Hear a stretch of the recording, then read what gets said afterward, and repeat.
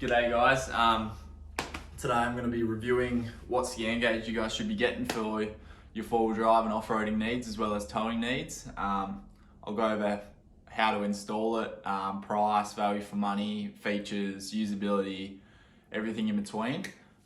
So the two Scangauges that we're going to be reviewing today are Scangauge 2 by Scangauge and also EDS by Supercenter.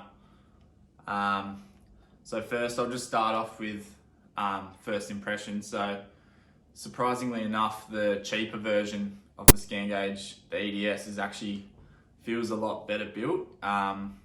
It's got like a rubbery sort of texture to it. The buttons feel a lot better. They do look very similar, both of them, but this is just sort of made a little bit better by the feels of it. The Scangauge 2 is a bit more plasticky. The buttons don't feel as robust.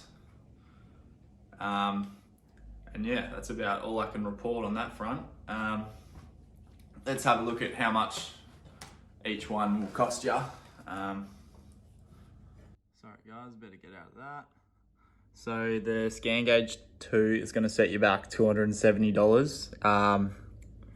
You could probably get it for $250 if you're lucky, and the EDS Scangauge you can get from Supercenter for $99.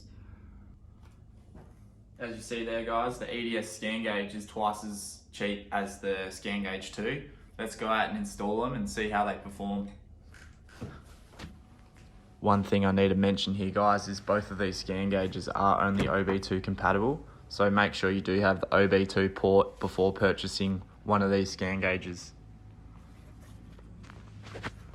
The cords that come with these Scangauges do look very similar, however don't cross them up as they will throw a code on your car. I learnt this the hard way.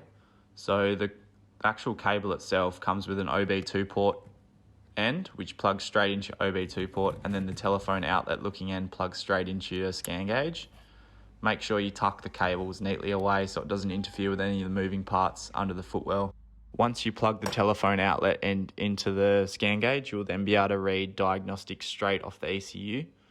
Some of the gauges that the EDS provides are engine coolant temp, manifold absolute pressure, RPM, vehicle speed, voltage off your battery, MAF sensor, intake air temperature, and throttle position, just to name a few.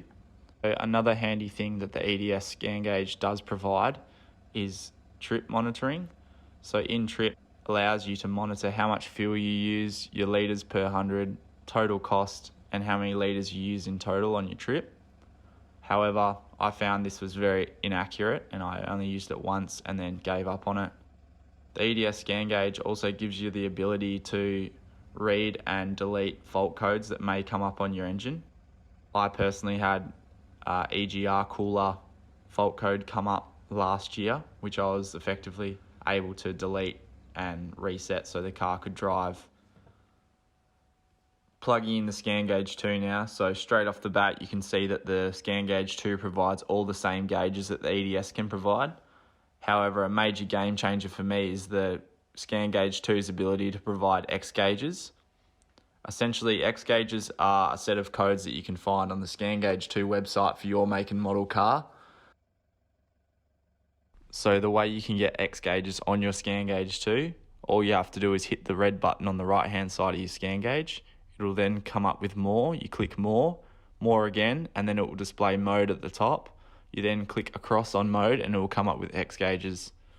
Once you're there, you need to go on the Scangauge 2 website, find out the codes for your make and model, and then import the codes into the Scangauge 2.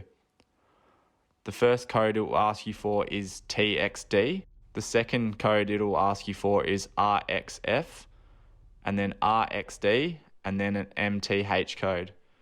Once you import all them codes correctly, you then name what you want to call that gauge. So, for example, if you're monitoring EGTs, you type in EGT, you click save, and then to make sure that that's actually been successful, you then scroll back to your gauges and then select and find whatever gauge you've just created.